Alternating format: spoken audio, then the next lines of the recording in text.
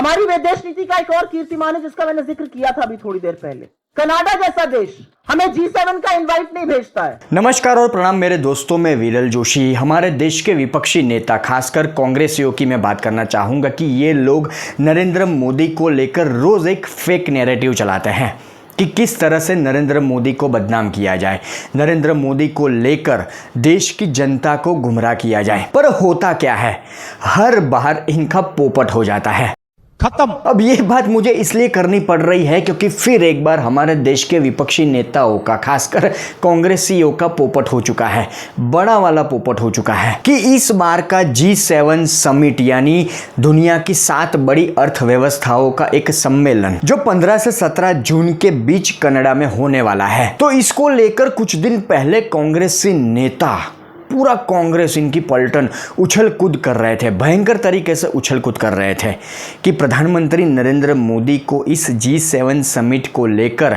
आमंत्रण नहीं मिला है, उनको नहीं बुलाया गया है। पर 6 जून 2025 को शुक्रवार को कांग्रेसियों का बड़ी बुरी तरह से पोपट हो जाता है क्योंकि कनाडा के प्रधानमंत्री खुद नरेंद्र मोदी को G7 का न्योता देते हैं। कनाडा जो इस बार मेजबान है और अन्य 6 देश America, France, Germany, Italy, Japan और ब्रिटेन जिनको न्योता भेजा गया है। इसके अलावा 7 और राष्ट्र प्रमुखों को मेहमान के तौर पर बुलाया गया है या न्योता भेजा गया है। और इस G7 समिट में भारत की भी अब हाजिरी होगी, प्रधानमंत्री नरेंद्र मोदी भी वहां पर मौजूद होंगे। अब दोस्तों, G7 समिट को लेकर कांग्रेसियों ने बड़ा हंगामा किया, बड़ी उछल कूद की और देश की जनता को गुमराह करने की कोशिश की कि प्रधानमंत्री नरेंद्र मोदी को यहाँ पर न्योता नहीं मिला है। कांग्रेसियों ने ये फेक नैरेटिव चलाया कि प्रधानमंत्री नरेंद्र मोदी विश्व के बड़े नेता है, ऐसी बड़ी बड़ी बातें करते हैं, पर उनको यहाँ पर न्योता नहीं मिला।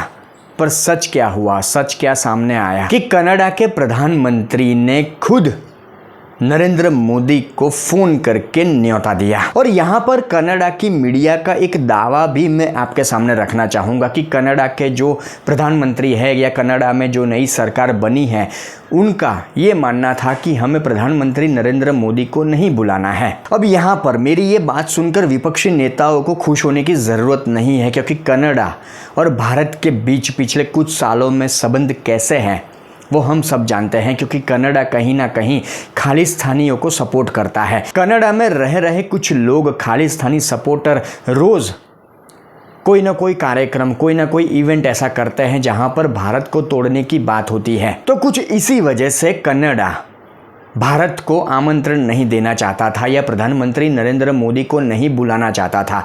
पर कनाडा की मीडिया की माने, कनाडा के मीडिया के दावे को देखा जाए तो कनाडा भले ही G7 समिट में भारत को नहीं बुलाना चाहता था, पर यह दावा है कनाडाई मीडिया का कि बाकी देशों को जब पता चला, G7 समिट में जो बाकी अन्य देश है, 6 देश, उनको जब पता चला कि भारत यहाँ पर मौजूद नहीं है, भारत को आमंत्रण नहीं दिया गया है, तो अन्य देशों ने ये साफ कर दिया कि भारत के बगैर ये समिट नहीं हो सकता। कि अन्य जो 6 देश हैं उन्होंने ये साफ कर दिया कनाडा के सामने कि भारत के बगैर ये समिट नहीं हो सकता। G7 summit. Could Mark Carney have not done that if the other G7 leaders really wanted Narendra Modi there because of the role India plays in the world economy? Well, that's just it. In terms of the G7, we are the outlier because the other 6 members of the G7 are interested in deepening their strategic partnerships with India, deepening their defense, technology, and economic ties. In fact, every day there's a new announcement about either France or UK or US doing more with India. So having India there also matters to everybody else. I think there was a strong push from other G6 to have India at the table. And I think in order for Canada also to be able to show relevance on the world stage, we can't just engage in diplomacy with those whom we like. I mean, diplomacy is not a gift to our friends. It's not a concession. It's a necessary tool to be able to advance our interests and defend our values. ये है नए भारत की ताकत। और भले ही G7 summit में भारत एक मेहमान के तौर पर है, प्रधानमंत्री नरेंद्र मोदी एक मेहमान के तौर पर है, पर भारत की क्या अहमियत है, भारत का क्या महत्वपूर्ण रोल है इस G7 समिट में, वो भी आपको जानना चाहिए कि कैसे G7 समिट को लेकर भारत की अहमियत लगातार बढ़ती जा रही है। कि अमेरिका की थिंक टैंक हडसन इंस्टीट्यूट का ये मानना है, 2023 में इनका एक आर्टिकल सामने आया था, आर्टिकल प्रकाशित हुआ था जिसका टाइटल था कि भारत को हमेशा G7 समिट में आमंत्रित किया जाता है। यह इतना महत्वपूर्ण, इतना अहम क्यों है? तो इस आर्टिकल में ये बताया गया कि 2019 के बाद लगातार भारत को इस समिट में, G7 समिट में आमंत्रित किया जा रहा है। लगातार मेजबान देशों की तरफ से भारत को बुलावा आता है, फिर चाहे 2019 में फ्रांस में ये समिट हो या 2023 में जापान में।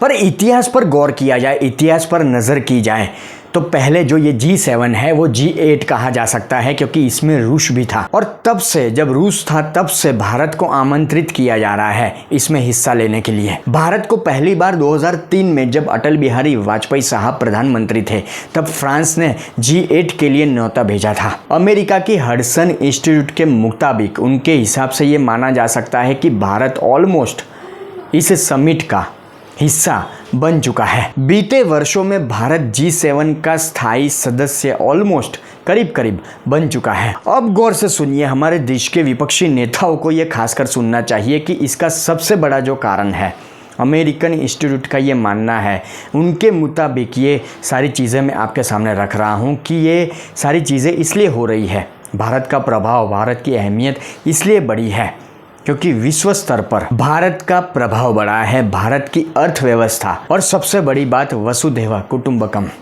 जो नरेंद्र मोदी का एक तरह से नारा है कि विश्व के प्रति जो जिम्मेदारी भारत निभा रहा है, वो भी एक सबसे बड़ा कारण है कि भारत को आज इतनी अहमियत G7 समिट में मिल रही है। और बात यहाँ पर नहीं रुकती, वजह एक ये भी है कि अमेरिका, चीन के बाद भारत वो देश है जो रक्षा क्षेत्र में सबसे ज़्यादा खर्च करता है, मतलब दुनिया में तीसरे नंबर का देश जो रक्षा क्षेत्र में सबसे ज़्यादा खर्च करता है।